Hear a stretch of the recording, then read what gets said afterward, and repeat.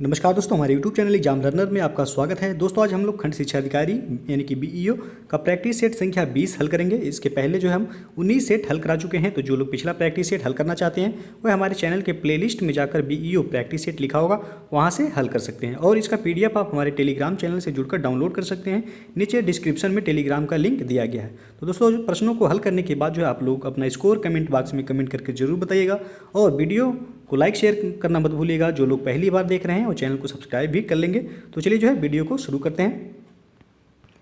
तो पहला प्रश्न है जो है कलिंग युद्ध का विवरण हमें ज्ञात होता है। तो इसका जो सही आंसर हो जाएगा ऑप्शन ए से हो जाएगा।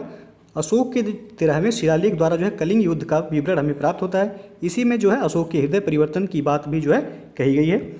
और अगला क्वेश्चन है कृष्णदेव राय ने किस नगर की स्थापना की थी। तो इसका सही जो आंसर हो जाएगा ऑप्शन बी से हो जाएगा नागलापुर की। और अगला क्वेश्चन है विक्रमशिला बिहार का संस्थापक कौन था। तो इसका सही जो आंसर होगा ऑप्शन सी से होगा धर्मपाल। और अगला क्वेश्चन है निकोलो क्वांटी कौन था। तो इसका सही आंसर होगा ऑप्शन बी इटली का एक यात्री था जिसने जो है विजयनगर साम्राज्य की यात्रा की थी। और अगला क्वेश्चन है किस वर्ष बाबर ने सुल्तान इब्राहिम लोदी को पानीपत की लड़ाई में पराजित किया था।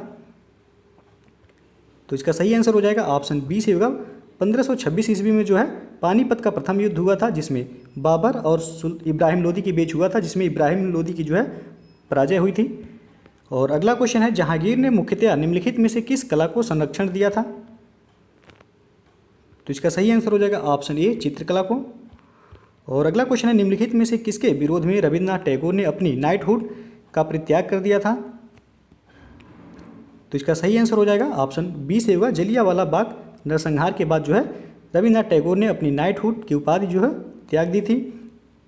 रॉलेट एक्ट जो है यह कब हुआ था। तो यह मार्च 1919 में जो है रॉलेट एक्ट लागू किया गया था। जलियांवाला बाग नरसंहार यह हुआ था 13 अप्रैल 1919 को। और साइमन कमीशन जो है यह 1928 में भारत आया था। और क्रिप्स मिशन जो है 1942 में भारत आया था। और अगला क्वेश्चन है सूची 1 को सूची 2 के साथ सुमिलित कीजिए और सूचियों के नीचे दिए गए कूट के उपयोग से सही उत्तर चुनिए। तो कूट के माध्यम से जो है बताना है आपको कौन सा यहाँ विकल्प सही हो जाएगा। तो चलिए जो है देख लेते हैं। प्रथम कर्नाटक युद्ध तो यह यक्षला चैपल की संधि से अंत हुआ था इसका। और दूसरा जो दिया हुआ है तृतीय कर्नाटक युद्ध तो यह जो है पेरिस की संधि से अंत हुआ था। और अगला जो है द्वितीय कर्नाटक युद्ध तो यह अनिर्णायक युद्ध रहा। और डी जो दिया हुआ प्रथम मैसूर युद्ध तो यह इसमें जो है ब्रिटिश की हार हुई थी। तो आपका विकल्प जो है यहाँ कौन सा सही हो जाएगा। तो देख लेते हैं यहाँ। तो आपका ऑप्शन सी जो है यहाँ सही हो जाएगा। और अगला क्वेश्चन है अंग्रेजों के विरुद्ध खान अब्दुल गफ्फार खान द्वारा प्रारंभ किए गए आंदोलन का नाम क्या था। तो इसका सही जो आंसर हो जाएगा ऑप्शन ए से होगा लाल कुर्ती आंदोलन जो है यह खान अब्दुल गफ्फार खान द्वारा जो है प्रारंभ किया गया था। और अगला क्वेश्चन है मोतीलाल नेहरू और CR दास द्वारा 1923 ईस्वी में गठित पार्टी का नाम क्या था। तो इसका सही जो आंसर हो जाएगा ऑप्शन सी से होगा स्वराज पार्टी का गठन जो है मोतीलाल नेहरू और CR दास ने मिलकर किया था 1923 ईस्वी में इलाहाबाद में। और अगला क्वेश्चन है लॉर्ड डलहौजी की विलय नीति का प्रथम शिकार निम्नलिखित में से कौन हुआ था। तो इसका सही आंसर हो जाएगा ऑप्शन बी सतारा। और अगला क्वेश्चन है निम्नलिखित में से किस गोलमेज सम्मेलन या सम्मेलनों में जो है भारतीय राष्ट्रीय कांग्रेस ने भाग लिया था। तो इसका सही जो आंसर हो जाएगा ऑप्शन ए से जो है द्वितीय गोलमेज सम्मेलन 1931 में जो है कांग्रेस ने भाग लिया था। और अगला क्वेश्चन है किस दल ने 16 अगस्त 1946 ईस्वी को सीधी कार्यवाही दिवस, जिसको प्रत्यक्ष कार्यवाही दिवस भी कहा जाता है, घोषित किया था। तो इसका सही जो आंसर हो जाएगा ऑप्शन सी मुस्लिम लीग द्वारा। और अगला क्वेश्चन है मुगल कालीन मनसबदारी व्यवस्था संबंधित थी। तो इसका सही आंसर होगा ऑप्शन सी से हो जाएगा सैनिक प्रशासन से। और अगला क्वेश्चन है भारत की स्वर्णिम चतुर्भुज परियोजना जोड़ती है। तो इसका सही जो आंसर हो जाएगा ऑप्शन ए से होगा दिल्ली, मुंबई, चेन्नई और कोलकाता को। और अगला क्वेश्चन है निम्नलिखित में से कौन सा जलाशय चंबल नदी पर बना हुआ है। तो इसका सही जो आंसर हो जाएगा ऑप्शन बी से होगा राणा प्रताप सागर। और अगला क्वेश्चन है निम्नलिखित में से किस देश की भारत के साथ सबसे लंबी स्थलीय सीमा है।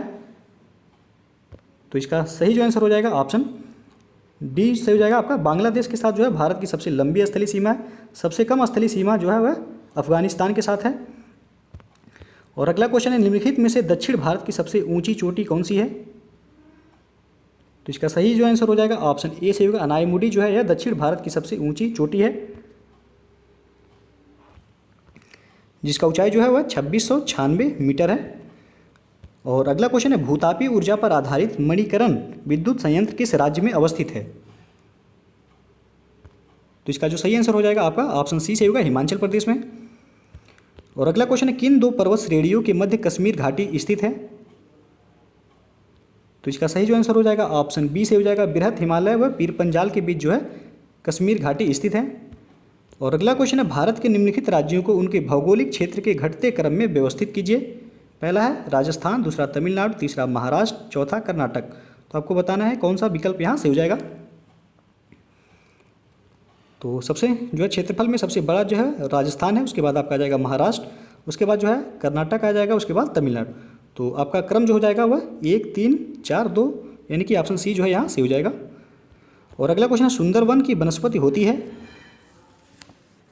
तो इसका सही जो आंसर हो जाएगा ऑप्शन डी से हो जाएगा, मैंग्रोव प्रकार की। और अगला क्वेश्चन है, भारत में वर्षा किन पवनों से होती है? तो इसका सही जो आंसर हो जाएगा ऑप्शन बी से हो जाएगा, दक्षिण पश्चिम मानसून से जो है भारत में वर्षा होती है। और अगला क्वेश्चन है, धान यानी कि चावल कौन सी फसल है? तो इसका सही जो आंसर हो जाएगा ऑप्शन बी से हो जाएगा, चावल जो है यह खरीफ फसल है। और अगला क्वेश्चन है, भारतीय प्रायद्वीप की सबसे ऊंची चोटी कौन सी है? तो इसका सही जो आंसर होगा ऑप्शन बी से होगा, अनाईमुडी जो है यह भारतीय प्रायद्वीप की सबसे ऊंची चोटी है। और अगला क्वेश्चन है, निम्नलिखित में से किस राज्य में नलकूपों द्वारा सिंचित भूमि क्षेत्र सबसे अधिक है? तो इसका सही जो आंसर होगा ऑप्शन सी, उत्तर प्रदेश। और अगला क्वेश्चन है, सूची 1 तथा सूची 2 को सुमेलित कीजिए तथा सूचियों के नीचे दिए गए कूट से सही उत्तर का चयन कीजिए। तो एक तरफ जो है जनजात दिया है और दूसरी तरफ उनका निवास क्षेत्र, यानी किस देश में जो है वह निवास करते हैं।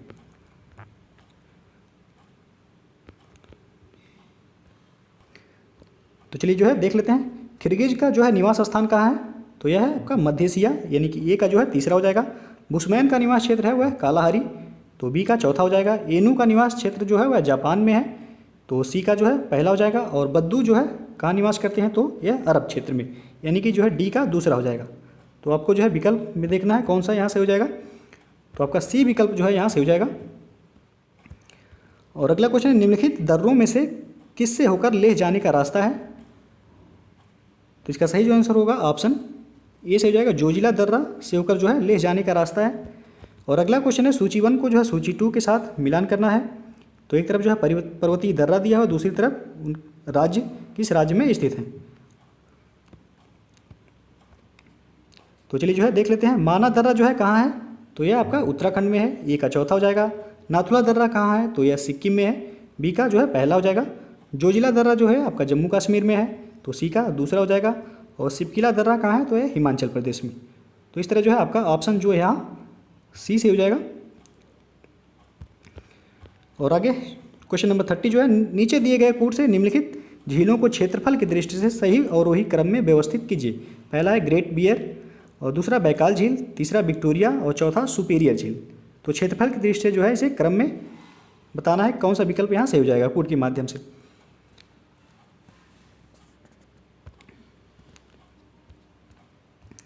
तो सबसे बड़ा जो है आपका सुपीरियर है, उसके बाद जो है हो जाएगा विक्टोरिया, फिर जो है बैकाल, उसके बाद जो है ग्रेट बियर। तो आपका जो ऑप्शन से हो जाएगा आपका ए से हो जाएगा। और अगला क्वेश्चन है, भारत में निम्नलिखित में से कौन सा राज्य देश का 70% से अधिक कॉफ़ी अकेले पैदा करता है? तो इसका सही जो आंसर हो जाएगा ऑप्शन डी जो है कर्नाटक। और अगला क्वेश्चन है, सूची 1 को सूची 2 से सुमेलित कीजिए एवं नीचे दिए गए कूटों की सहायता से सही उत्तर चुनिए। तो चलिए जो है देख लेते हैं, विटामिन जो है ये आपका हो जाएगा कैरोटीन, यानी कि ए का जो है दूसरा हो जाएगा। एंजाइम जो है वह पेप्सिन हो जाएगा आपका, बी का 1 हो जाएगा। और हार्मोन जो है वह प्रोजेस्टेरॉन जो है हार्मोन है आपका। और प्रोटीन जो है क्रिएटिन हो जाएगा आपका। तो विकल्प जो है आपका सही हो जाएगा यहाँ, आपका बी जो है ऑप्शन यहाँ से हो जाएगा। और अगला क्वेश्चन है, हीमोग्लोबिन के बारे में निम्नलिखित कथनों पर विचार कीजिए। पहला दिया हो कि यह रक्त में ऑक्सीजन का संचार करता है, दूसरा यह लौह युक्त यौगिक है, तीसरा यह कुछ रोगों के प्रति प्रतिरक्षा प्रदान करता है, चौथा है यह रक्त को लाल रंग प्रदान करता है। तो इनमें सही कथन जो है आपको बताना है कौन सा हो जाएगा।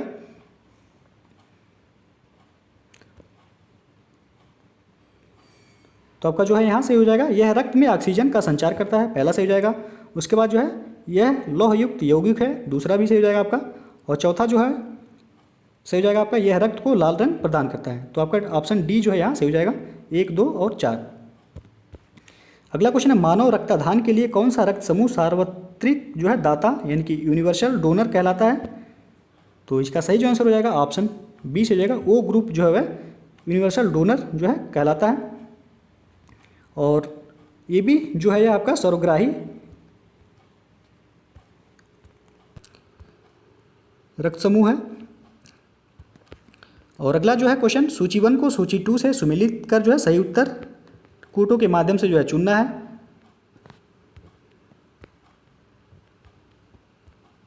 तो चलिए जो है देख लेते हैं, सीमेंट का निर्माण जो है किससे होता है। तो यह हो जाएगा आपका कैल्शियम के एल्यूमिनेट एवं सिलिकेट से, यानी ए का जो है चौथा हो जाएगा आपका।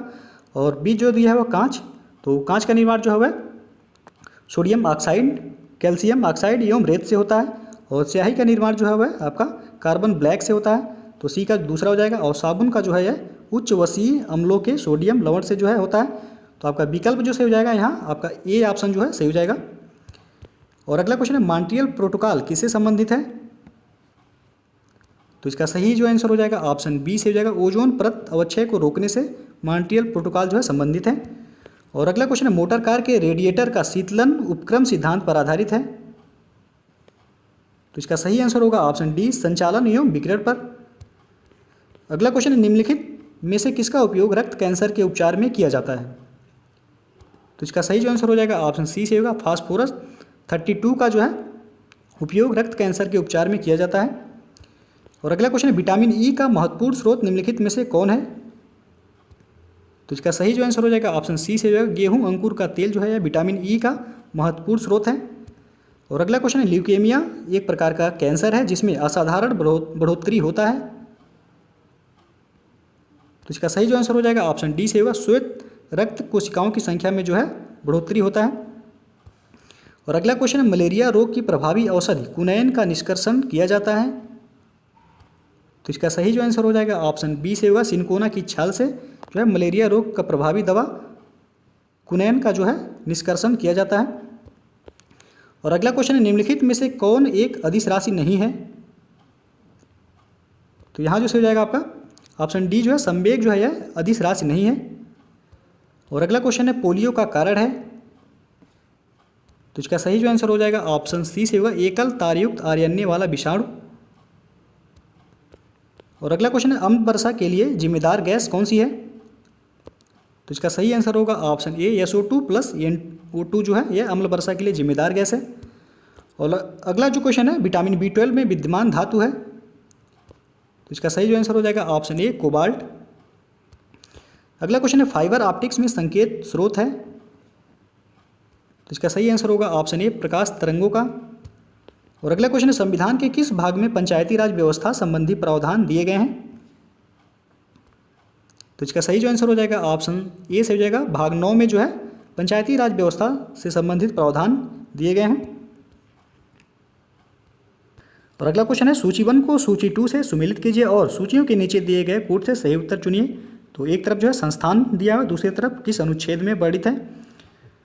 तो चलिए जो है देख लेते हैं। पहला है, भारत का नियंत्रक एवं महालेखा परीक्षक जो है किस अनुच्छेद में है। तो यह है आपका अनुच्छेद 148 में, यानी ये का जो है सी हो जाएगा। दूसरा है वित्त आयोग, तो ये वित्त आयोग जो है अनुच्छेद 280 में वर्णित है, तो बी का जो है दूसरा हो जाएगा आपका। सी जो है प्रशासनिक अधिकरण किस अनुच्छेद में है, तो यह है अनुच्छेद 323 का ए में जो है प्रशासनिक अधिकरण दिया गया है। और संघ लोक सेवा आयोग जो है अनुच्छेद 315 में है, तो डी का जो है वह आपका 1 हो जाएगा। तो विकल्प में जो है आपका कौन सा सही हो जाएगा, तो ये जो है यहाँ विकल्प ए सही हो जाएगा। और अगला क्वेश्चन है, भारतीय संविधान के किस अनुच्छेद में निर्वाचन आयोग के लिए प्रावधान है। तो इसका सही जो आंसर हो जाएगा ऑप्शन सी से होगा, अनुच्छेद 324 में जो है निर्वाचन आयोग के लिए प्रावधान है। और अगला क्वेश्चन है, भारत के सर्वोच्च न्यायालय ने संविधान के आधारभूत ढांचे के सिद्धांत को स्पष्ट किया है। तो इसका सही आंसर होगा ऑप्शन डी केशवानंद भारतीवाद 1973 में। और अगला क्वेश्चन है, किसी जाति तथा जनजाति को अनुसूचित जाति तथा अनुसूचित जनजाति घोषित करने हेतु शक्ति संपन्न संवैधानिक प्राधिकारी कौन है? तो इसका सही जो आंसर होगा ऑप्शन ए भारत का राष्ट्रपति। और अगला क्वेश्चन है, लोकसभा द्वारा पारित धन विधेयक राज्यसभा द्वारा भी पारित मान लिया जाएगा यदि राज्यसभा द्वारा उस पर कोई कार्यवाही नहीं की जाती है? तो इसका सही जो आंसर हो जाएगा ऑप्शन बी से होगा 14 दिनों तक जो है यदि उस पर कोई कार्यवाही नहीं की जाती है तो वह विधेयक जो है पारित मान लिया जाएगा। अगला क्वेश्चन है, राज्य लोक सेवा आयोग का सदस्य सेवानिवृत्ति के पश्चात जिस नियोजन के लिए पात्र है वह नियोजन है? तो इसका सही जो आंसर हो जाएगा ऑप्शन ए से होगा संघ लोक सेवा आयोग का सदस्य अथवा अध्यक्ष। और अगला क्वेश्चन है, सूची 1 को सूची 2 से जो है मिलान करना है और कूट के माध्यम से जो है बताना है कौन सा विकल्प यहाँ से हो जाएगा। तो चलिए जो देख लेते हैं, संवैधानिक संशोधन जो है किस अनुच्छेद में है? तो है अनुच्छेद 368 में। ए का जो है डी हो जाएगा आपका, ए का यानी कि चौथा। और वित्त आयोग जो है किस अनुच्छेद में है? तो वित्त आयोग जो है अनुच्छेद 280 में है, तो आपका बी का जो है तीसरा हो जाएगा। वित्तीय आपात अनुच्छेद 360 में है, तो सी का जो है पहला हो जाएगा। अखिल भारतीय सेवाएं अनुच्छेद जो है 312 में है, तो डी का जो है आपका दूसरा हो जाएगा। तो आपका ऑप्शन जो है यहाँ से हो जाएगा आपका बी से हो जाएगा यहाँ।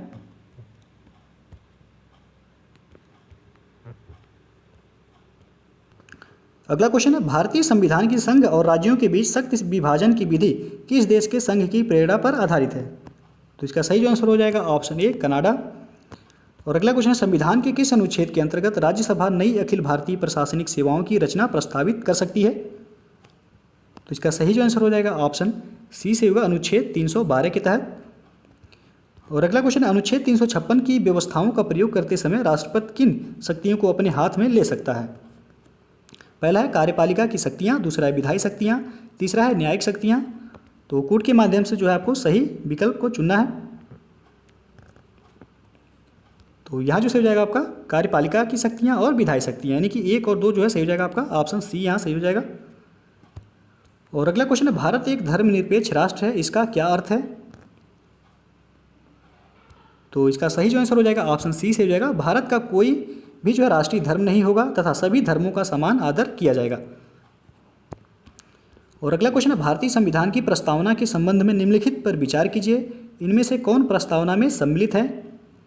पहला है संप्रभुता, दूसरा धर्मनिरपेक्षता, तीसरा समाजवादी, चौथा है लोकतांत्रिक गणराज्य।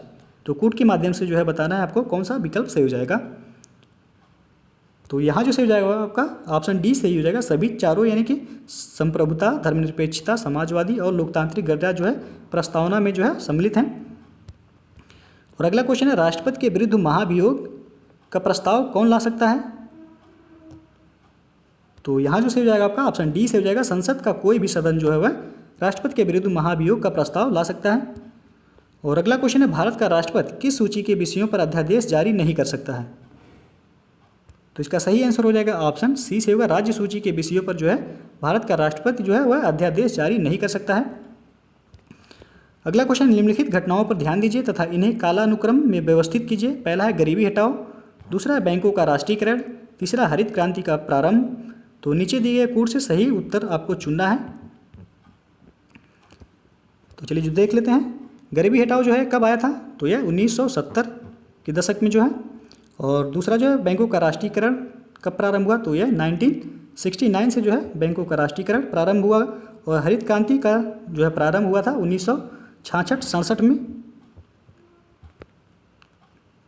तो आपका जो है क्रम में व्यवस्थित करेंगे तो सबसे पहले आपका तीसरा हो जाएगा, उसके बाद जो है आपका दूसरा, फिर पहला। तो 3, 2, 1 जो है आपका यहाँ सही हो जाएगा। तो विकल्प यहाँ जो है आपका बी सही हो जाएगा। अगला क्वेश्चन है, भारत का सबसे बड़ा व्यापारिक बैंक कौन सा है? तो इसका सही आंसर हो जाएगा option B, Bharat state bank of India जो है भारत का सबसे बड़ा व्यापारिक बैंक है। और अगला क्वेश्चन है, घाटे की वित्तीय व्यवस्था का अर्थ व्यवस्था पर क्या प्रभाव पड़ता है? तो इसका सही जो आंसर हो जाएगा ऑप्शन सी से होगा, मुद्रा आपूर्ति में बढ़ोतरी। और अगला क्वेश्चन, निम्न में से किसके मामले में नम पट्टा वेट लीज को सामान्यतः अपनाया जाता है? तो इसका जो सही आंसर होगा ऑप्शन सी से होगा, एयरक्राफ्ट वायुयान। और अगला क्वेश्चन है, विश्व बैंक की डूइंग बिजनेस कारोबारी सुगमता रिपोर्ट 2019 में भारत का रैंक कौन सा है? तो 2019 में जो है विश्व बैंक की डूइंग बिजनेस रिपोर्ट में 77वां स्थान था, तो ऑप्शन सी से हो जाएगा। और 2020 की रिपोर्ट में जो है भारत का स्थान जो है वह 63वां है। तो याद रखिएगा 2020 में भारत का स्थान ease of doing business report में 63वां है और 2019 में कितना था? तो 77वां। और अगला क्वेश्चन है, विश्व यूथ कौशल दिवस वर्ल्ड यूथ स्किल डे जो है किस तिथि को मनाया जाता है? तो इसका सही जो आंसर होगा ऑप्शन सी, 15 जुलाई को जो है विश्व यूथ कौशल दिवस जो है मनाया जाता है। और अगला क्वेश्चन है, वर्ल्ड इकोनॉमिक आउटलुक निम्नलिखित में से किस संस्था का प्रकाशन है? तो इसका सही जो आंसर हो जाएगा ऑप्शन सी से होगा, अंतर्राष्ट्रीय मुद्रा कोष का। और अगला क्वेश्चन है, केंद्र सरकार द्वारा शुरू की गई सौभाग्य योजना निम्नलिखित में से किससे संबंधित है? तो इसका जो सही आंसर हो जाएगा ऑप्शन ए से हो जाएगा, सभी घरों का विद्युतीकरण से जो है सौभाग्य योजना संबंधित है। अभी हम कल ही जो है योजना केंद्र सरकार की महत्वपूर्ण योजना का वीडियो जो है अपलोड किए हैं। जो लोग जो है केंद्र सरकार की महत्वपूर्ण योजना का वीडियो नहीं देखे हैं वो जो है हमारे चैनल में जो है अपलोड हुआ है, वहाँ से जो है देख सकते हैं।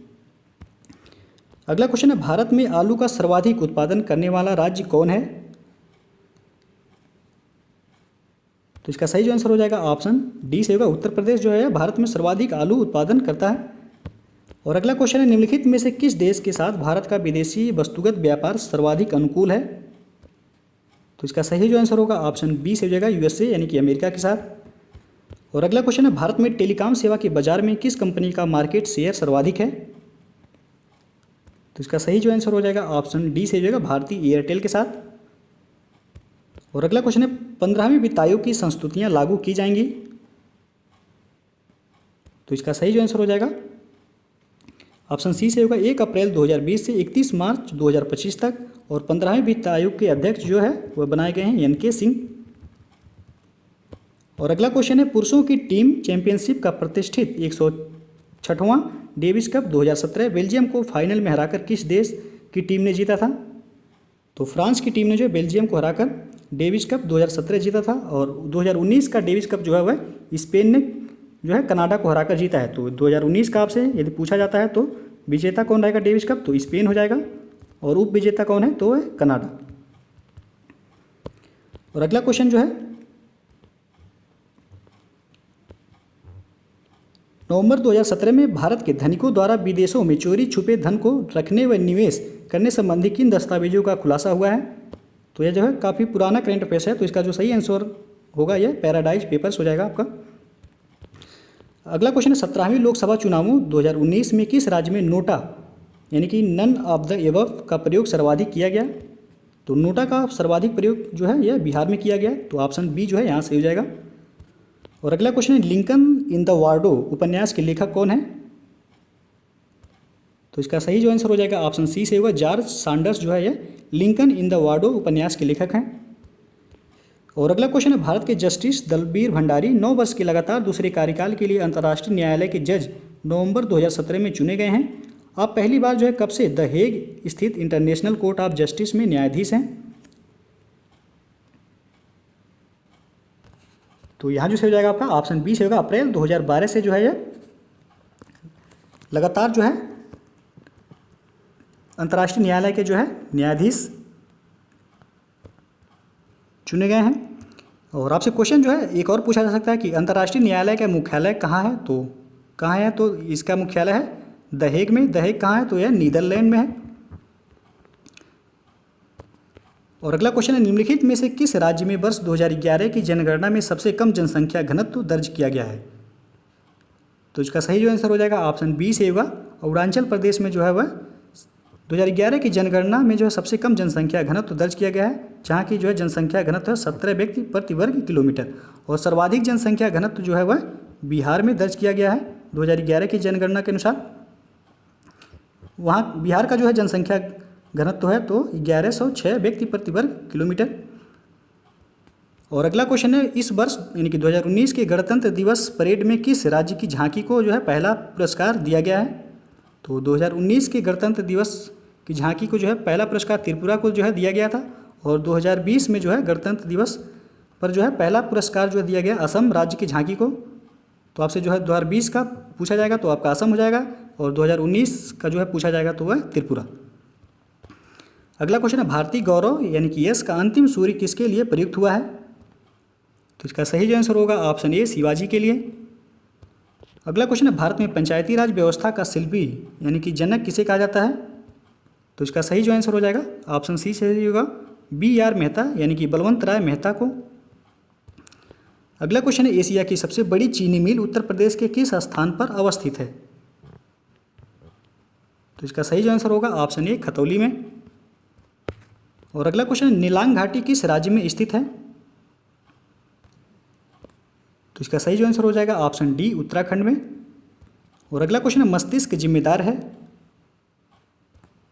तो इसका सही जो आंसर हो जाएगा ऑप्शन डी से होगा उपयुक्त तीनों के लिए यानी कि सोचने के लिए, हृदय गति नियंत्रण के लिए और शरीर के संतुलन के लिए जो है मस्तिष्क जिम्मेदार है। अगला क्वेश्चन है भीमबेटका प्रसिद्ध है? तो इसका सही जो आंसर हो जाएगा ऑप्शन ए से होगा प्रागैतिहासिक चित्रकला के लिए जो है भीमबेटका प्रसिद्ध है। और अगला क्वेश्चन है भारत का प्रथम जैवमंडल आरक्षित क्षेत्र कहाँ स्थित है? तो इसका सही आंसर होगा ऑप्शन ए नीलगिरी। और अगला क्वेश्चन इंटीगर कोच फैक्ट्री स्थित है? तो इसका सही जो आंसर हो जाएगा ऑप्शन डी पेराम्बूर में। और अगला क्वेश्चन है आर्च ड्यूक फर्डिनेंड और उनकी पत्नी की हत्या के कारण निम्नलिखित में से कौन सी घटना प्रेरित हुई? तो इसका सही जो आंसर हो जाएगा ऑप्शन बी प्रथम विश्व युद्ध। और अगला क्वेश्चन है कौन सी गैस जल में विलीन होने पर उसे अम्लीय बना देती है? तो इसका सही जो आंसर हो जाएगा ऑप्शन सी से जो है कार्बन डाइऑक्साइड जो है जल में विलीन होने पर जो उसे अम्लीय बना देती है। और अगला क्वेश्चन है सुश्री फ्लोरेंस नाइटिंगेल किस युद्ध से संबंध है? तो इसका सही जो आंसर हो जाएगा ऑप्शन ए से है क्रीमियन युद्ध से।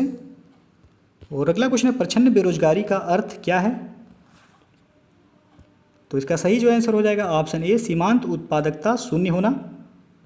और अगला क्वेश्चन है निम्नलिखित में से कौन सा गुप्त सम्राट विक्रमादित्य नाम से जाना जाता था? तो इसका सही जो आंसर हो जाएगा ऑप्शन डी से हो जाएगा चंद्रगुप्त द्वितीय को जो है विक्रमादित्य के नाम से भी जाना जाता था। और अगला क्वेश्चन है संगीत में निम्नलिखित में से कौन सा प्रातःकालीन राग है? तो इसका सही जो आंसर हो जाएगा ऑप्शन डी राग भैरवी जो है प्रातःकालीन राग है। और अगला क्वेश्चन है राजस्थान में राष्ट्रीय सरसों अनुसंधान केंद्र कहाँ स्थित है?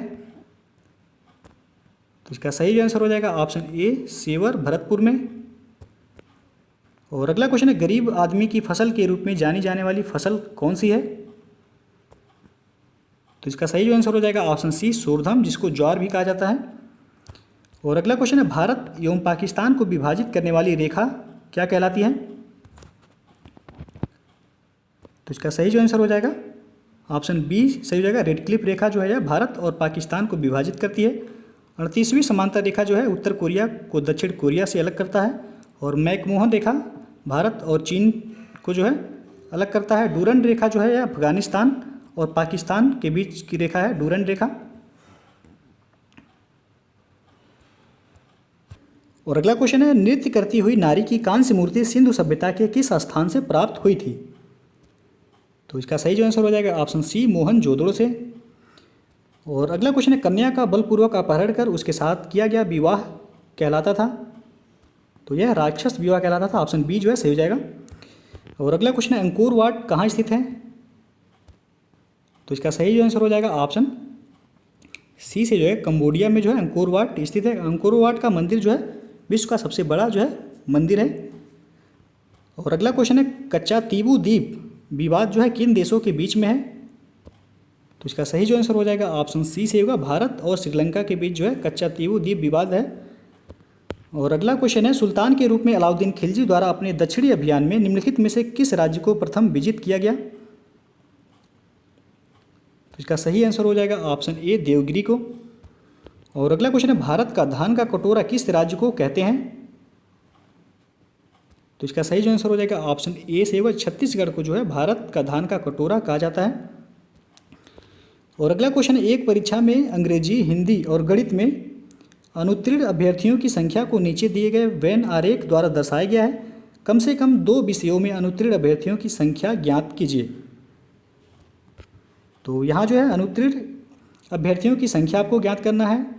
तो यहाँ जो हो जाएगा आपका ये वाली जो है 10, 12, 5 और 12, इन सभी को जो है आप जोड़ देंगे तो आपको जो है अनुत्तीर्ण अभ्यर्थियों की संख्या पता चल जाएगा दोनों विषयों में। आप देख सकते हैं जो सभी दोनों विषयों में कॉमन है सभी। तो 10, 12, 12 और 5 जोड़ने पे जो है आपका हो जाएगा यहाँ 39। तो आपका ये जो है यहाँ से हो जाएगा। और अगला क्वेश्चन है, महेश के स्कूल का मुंह पूरब की तरफ है। वह अपने स्कूल से निकल कर कुछ दूरी चलकर अपने दाएं मुड़ा, थोड़ी दूर चलकर बाएं मुड़ा, फिर कुछ दूर चलकर दाएं मुड़ा और थोड़ा चलकर दाएं मुड़कर अपने घर में घुसा। उसके घर का मुंह जो है किस दिशा में है आपसे पूछा गया है। तो आप जो है वीडियो को पॉज करके जो है इसे लगा सकते हैं। तो चलिए जो है देख लेते हैं। महेश का स्कूल जो है वह का मुंह जो है पूरब की तरफ है, पूरब की तरफ यानी कि इधर हो जाएगा आपका। वह अपने स्कूल से निकलकर कुछ दूर चलकर दाएं मुड़ा। तो घर से निकला और स्कूल से निकलकर जो है चला आगे दाएं मुड़ा। तो दाएं जो है आपका इधर हो जाएगा। थोड़ी दूर चलकर जो है फिर वह अपने बाएं मुड़ा। तो थोड़ी दूर चलकर जो है बाएं मुड़ा, फिर कुछ दूर चलकर जो है दाएं मुड़ा। तो दाएं जो है आपका इधर हो जाएगा। फिर जो है थोड़ा चलकर दाएं मुड़कर अपने घर में घुसा। तो थोड़ा चलकर जो दाएं मुड़कर अपने घर में घुसा, तो घर जो है आप मान लीजिए ये घर हो जाएगा। तो घर में घुसा तो घर का मुंह जो है इधर ही होगा आपका। तो आपसे पूछा गया है कि उसके घर का मुंह जो है किस दिशा में है। तो घर का मुंह जो है आपका ये घर हो गया, घर का मुंह जो है इधर है, इंटर जो है इधर से किया। तो घर के मुंह की दिशा किधर हो जाएगा, तो आपका पूरब हो जाएगा, पूरब की ओर। तो ऑप्शन ए जो है यहाँ से हो जाएगा।